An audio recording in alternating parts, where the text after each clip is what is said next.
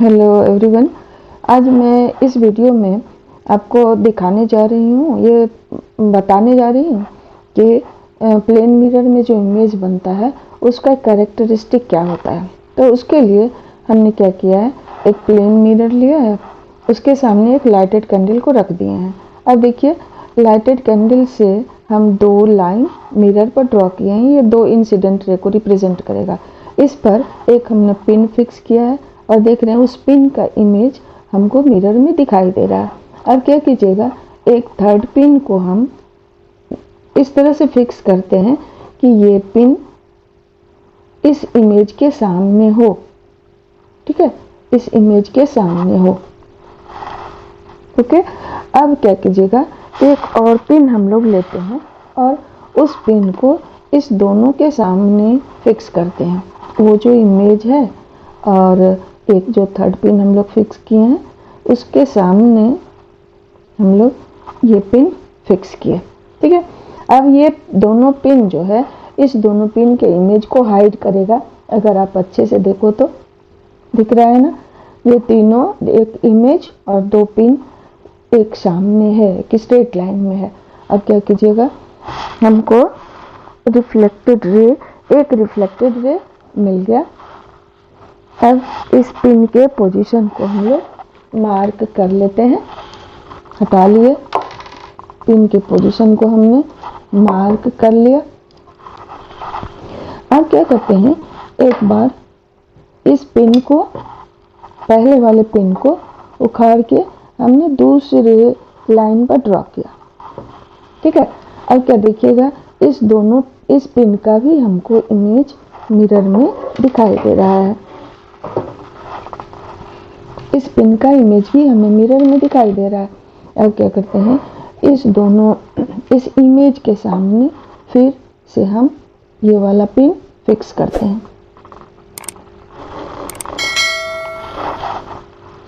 इस इमेज के सामने हमने इस पिन को फिक्स कर दिया। फिर से एक और पिन इस दोनों के सामने, यानी कि इमेज और पिन के सामने एक और पिन फिक्स कर दिया।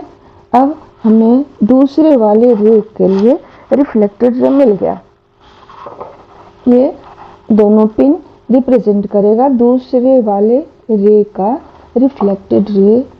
थोड़ा सा गड़बड़ लग रहा है।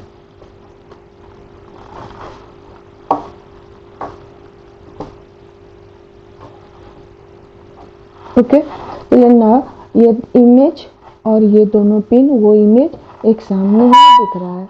अब क्या करते हैं, इस दोनों पिन के पोजीशन को भी हम लोग मार्क कर दिए। ठीक है, मार्क कर दिया। अब फिर से हम लोग क्या करते हैं कि मिरर को अपनी जगह से हटा दिए। मिरर को अपनी जगह, इसके जगह से हमने हटा दिया। अब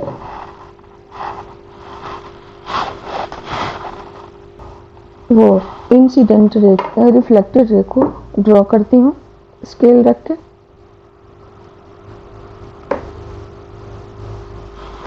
ये हमारा एक रिफ्लेक्टेड रे हुआ, ये हमारा दूसरा रिफ्लेक्टेड रे हुआ।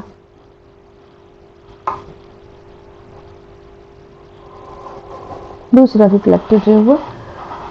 नॉजिलन, अब इसको हम पीछे प्रोड्यूस करते हैं क्योंकि हमको इमेज पीछे दिखाई देता है और लगता है कि ये रे मिरर के पीछे से आ रहा है।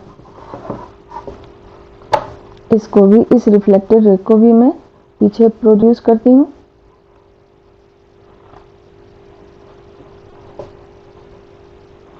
ठीक है, अब बच्चों ये जो हमारा पॉइंट हुआ, ये हमारा इमेज, वो कैंडल का पॉइंट हुआ।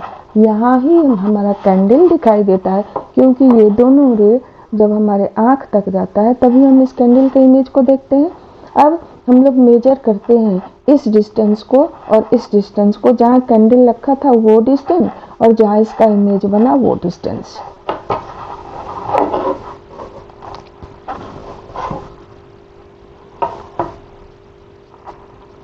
ये अबाउट 9.5 सेंटीमीटर है। 9.5 सेंटीमीटर इमेज डिस्टेंस और फिर ऑब्जेक्ट डिस्टेंस को भी हम लोग देख लेते हैं। ये भी 9.5 ही आ रहा है, यानी कि ये डिस्टेंस और ये डिस्टेंस इक्वल है। तो इससे क्या पता चला आपको कि ऑब्जेक्ट जितना दूर पर मिरर से है उतना ही दूर पर इमेज भी बनेगा। Actually the point where I had kept candle got burnt, caught fire. Due to that I am not able to show you that place, but actually the two distances are equal. तो ये show कर रहा है आपको कि the object distance is equal to the image distance. Okay, now children, again we can see the image of an object that will appear to be lateral inverted.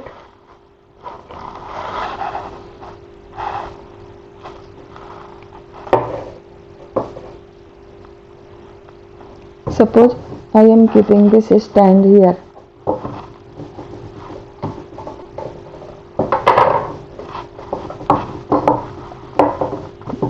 Children, see here, I am marking, darkening it by blacking. So this side of the stand appears, ये हुआ इसका right side और ये left, तो it seems right in the image. So laterally inverted image we see. Okay, I think it's clear to you. You must be seeing the place which has caught fire due to the candle. So by this way we can draw the virtual image of the object. Okay, so I think you would have understood, children. Thank you for watching this one. It will be pleasure for me if you would have understood, and I would like to say thank you and subscribe and like this one also. Thank you for watching.